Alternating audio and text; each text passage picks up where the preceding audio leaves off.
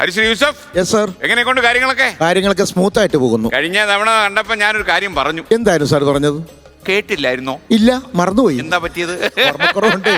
എന്തായിരുന്നു സാർ പറഞ്ഞത്? ഞാൻ പറഞ്ഞത് ഇതെല്ലാം പോകും, ഈ സമയവും കടന്നു പോകും. തീർച്ചയായും വലിയ തിരിച്ചുവരവായിരിക്കും. തിരിച്ചു വന്നല്ലോ, തിരിച്ചു വന്നുകൊണ്ടേയിരിക്കുന്നു. ഞാൻ പറഞ്ഞത് സാറ് പറഞ്ഞത് ഞാൻ അച്ചട്ടായിരിക്കുന്നു. ഈശോ മിശിഹായ്ക്ക് സ്തുതിയായിരിക്കട്ടെ. ഈശോ മിശിഹായ്ക്ക് സ്തുതി ആയിരിക്കട്ടെ. എപ്പോഴും എല്ലാവർക്കും ഓണാശംസകൾ. എന്നെ ഇളക്കി വിടരുത്, ഞാൻ അടങ്ങിയിരിക്കുവാണ്. എല്ലാവർക്കും കംപ്ലൈന്റ് ആണ് സാറേ. ഇപ്പൊ ജോർജ് വന്നപ്പോ തന്നെ പറയടാ, ഞങ്ങളെ കൂടി എന്തെങ്കിലുമൊക്കെ സംസാരിക്കാൻ നീ അനുവദിക്കണം, ഈ മൈക്ക് മേടിച്ച തരികയാണെന്നൊക്കെ പറഞ്ഞു. ഞാൻ അതുകൊണ്ട് ഒരു അക്ഷരം വേണ്ടിയിട്ടില്ല ഇവിടെ ഇരിക്കും. സാർ വന്ന് ചോദിച്ചത് മാത്രം ഞാൻ തുടങ്ങിയിട്ടില്ല. തുടങ്ങിയോ? ഇല്ല, സമയം കിട്ടിയിട്ടില്ല സാറേ, പറയിപ്പിക്കില്ലല്ലോ.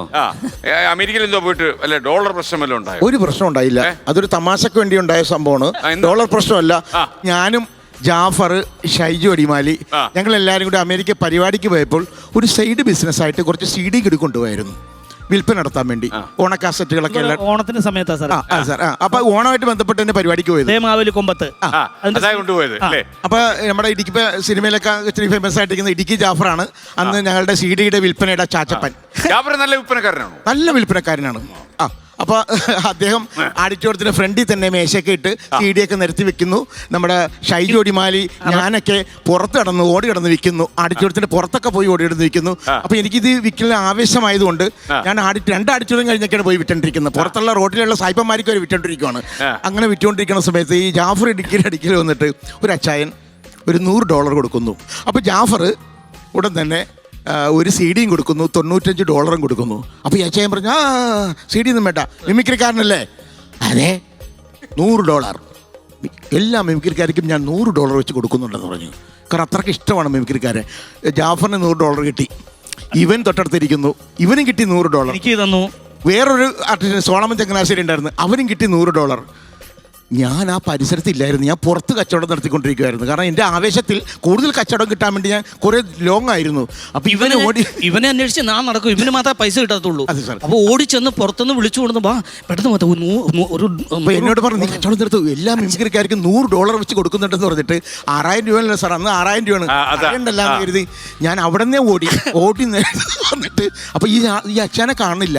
അപ്പോൾ ഇവൻ പറഞ്ഞിട്ടാ, ഇല്ലേ ഇരിക്കേണ്ട അച്ഛനെ, ഇല്ലേ പോയി ചോദിക്കും $100. അപ്പോൾ കളയണ്ട എന്ന് കരുതിയിട്ട് അപ്പോൾ ഞാൻ ഇങ്ങനെ നോക്കുമ്പോൾ ചോദിക്കണം തള്ളി വിടുക. ഞാൻ അച്ചായൻ്റെ ഇടയ്ക്ക് ചെന്നിട്ട് ഇവർക്ക് കറക്റ്റായിട്ട് ചോദിക്കാതെ തന്നെ കിട്ടി. ഞാൻ സത്യം പറയാമെങ്കിൽ സാറേ, ഞാൻ ചെന്നിട്ട് എന്നൊക്കെ പറഞ്ഞൊന്ന് എന്തേ ഞാനും മിമിക്രിക്കാരനാണ്. ആണോ? അപ്പൊ തന്നെ പേഴ്സ് എടുക്കുന്നു. അയ്യോ സോറി കേട്ടോ, എൻ്റെ കാശ് തീർന്നു പോയിരുന്നു. അതില്ലാത്തൊരു തള്ളായി പോയി ഇവൻ തള്ളിവിട്ടത്. അതായത് എല്ലാവർക്കും കൊടുത്ത് പുള്ളിയുടെ കാശ് തീർന്ന് ആ സമയത്ത് തന്നെ തള്ളിവിട്ടത്.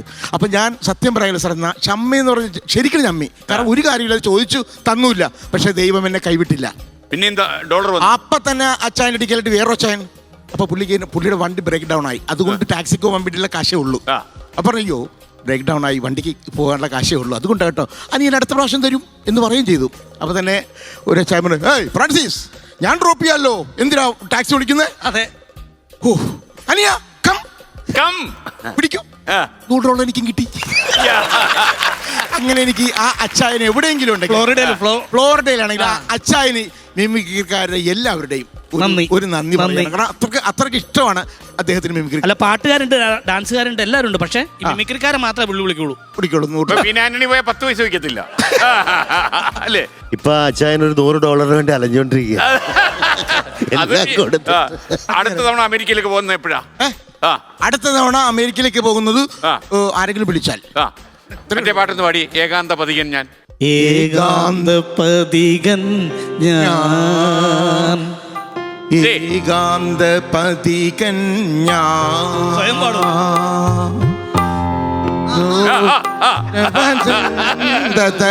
ത്തിലെ ഏകാന്ത പതികൻ ഞാൻ. ഓണപ്പൂവേ ഓണമല്ല സാറേ, ഓണമല്ല യൂസഫ്, ഇത് ആരാ പാടുന്നറിയോ? $100 തന്ന അമേരിക്കക്കാരൻ. അതല്ലേ ഇതാണ് ജോർജ് പറഞ്ഞല്ലേ. മനം നിറയെ പൊന്നോണ കാഴ്ചകളുമായി ഫ്ലവേഴ്സ്.